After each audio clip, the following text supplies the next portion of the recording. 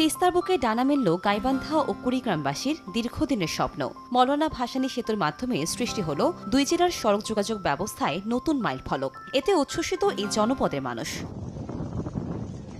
বুধবার দুপুরে সেতুটির উদ্বোধন করেন স্থানীয় সরকার, পল্লী উন্নয়ন ও সমবায় উপদেষ্টা আসিফ মাহমুদ সজীব ভূঁইয়া। এরপর সেতুটি জনসাধারণের জন্য খুলে দেওয়া হয়। উৎসবমুখর পরিবেশে সেতু দিয়ে পারাপার হচ্ছেন এলাকাবাসী। আমাদের অনেক ভালো লাগতেছে আজকে এই সেতুটি উদ্বোধন হলো, তো আমরা খুব সহজে এপার থেকে ওপারে পার হতে পারবো।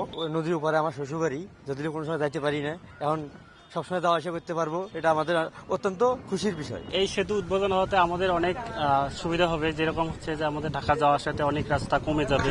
আগে তো নৌকা ছাড়া কোনো পারাপার হয়েছিল না, এখন তো আর নৌকা লাগবে না।